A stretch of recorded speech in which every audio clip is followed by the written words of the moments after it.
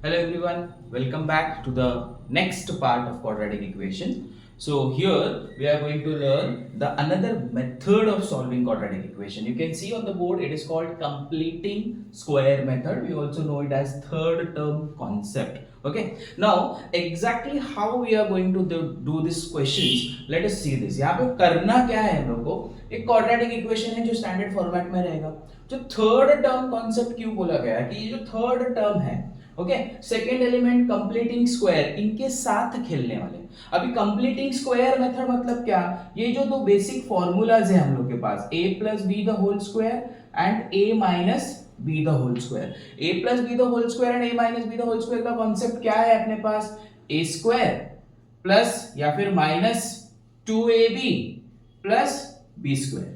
Okay, अगर plus b होगा तो प्लस 2ab, माइनस होगा तो minus 2ab, otherwise B square और ए स्क्वायर का वैल्यू प्लस रहने वाला. दिस इज द फॉर्मूला, ये हम लोग को पता है. ठीक है, अभी हम क्या करेंगे, ये क्वाड्रेटिक इक्वेशन को ये स्क्वायर वाले टर्म में कन्वर्ट करेंगे.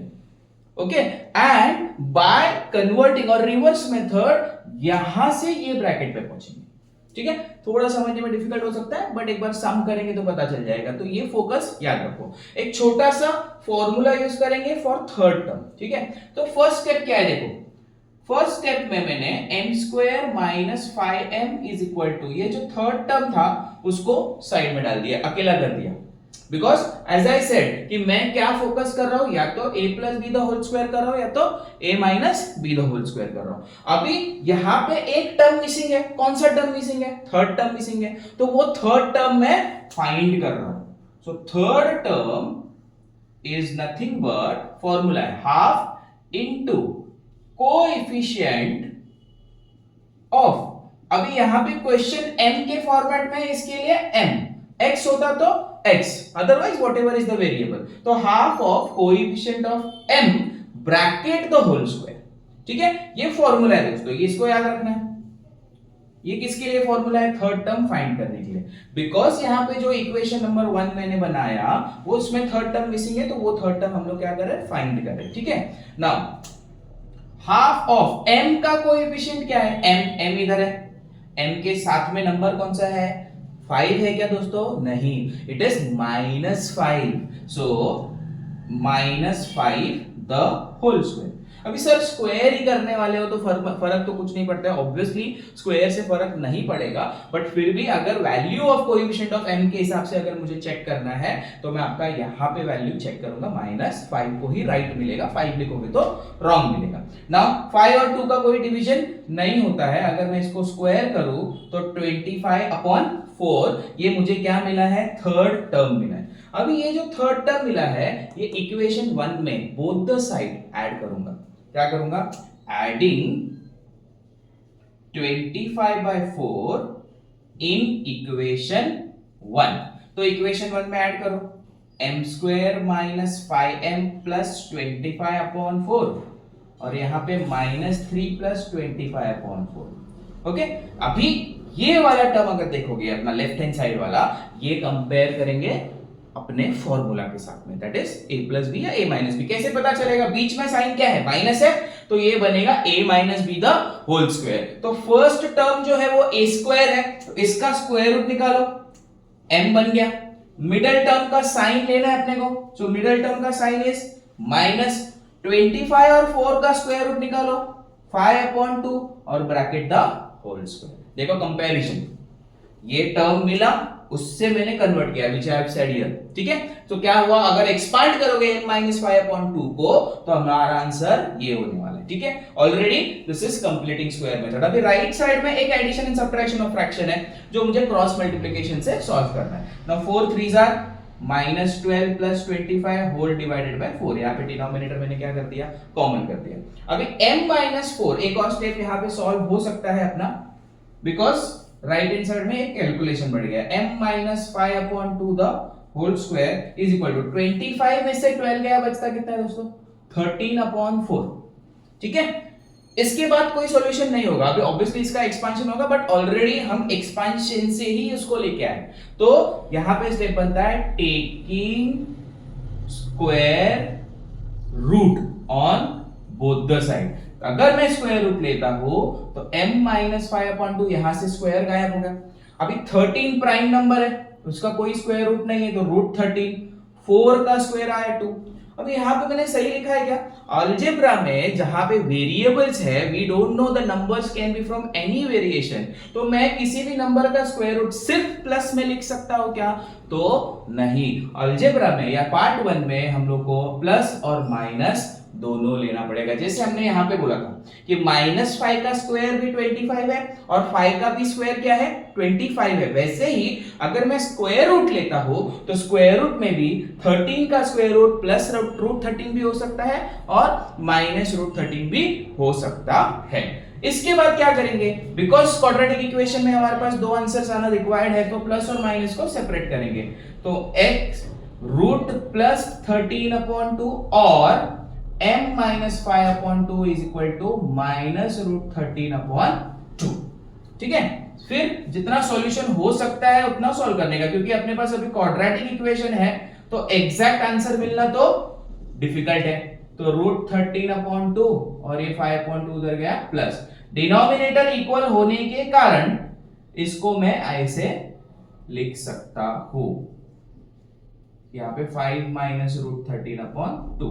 इसके आगे सॉल्व हो सकता है क्या? रूट 13, क्योंकि सर्ड है, 9th स्टैंडर्ड का कॉन्सेप्ट है सर्ड, तो ये रूट 13 5 के साथ ऐड नहीं हो सकता है। तो कंप्लीटिंग स्क्वायर मेथड में आपको जरूरी नहीं है कि आपको एग्जैक्ट आंसर मिलेगा, it can be a irrational number. यहाँ पे देखो इररेशनल नंबर मिल रहा है। ठीक है, अभी यहाँ पे जो कॉन्सेप्ट मैंने किया है m² माइनस 5m, m के साथ में क्या है? 1 है, बराबर।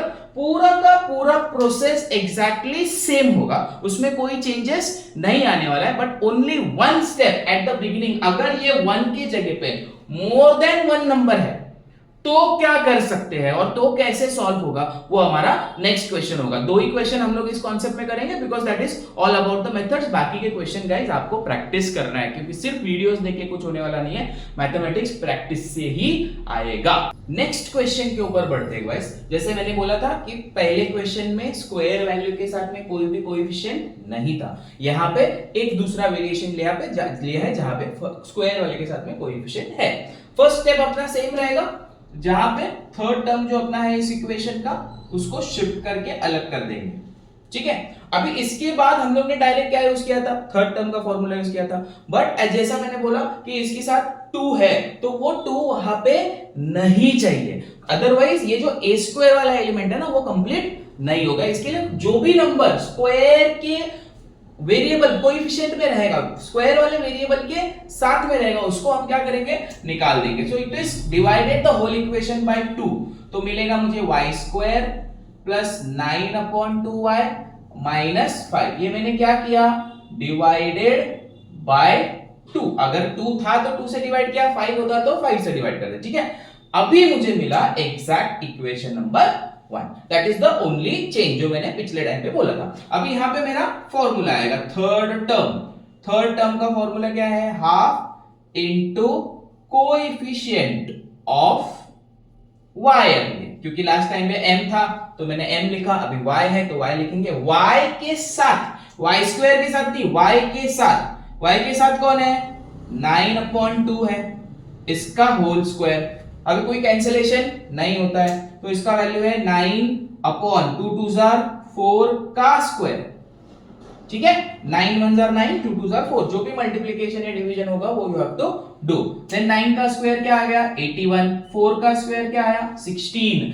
This is the third term जो हम क्या करेंगे? इक्वेशन 1 में ऐड करेंगे। नाउ ये एक सेकंड पार्ट हो गया, ये थर्ड पार्ट, दिस इज अपना फर्स्ट पार्ट।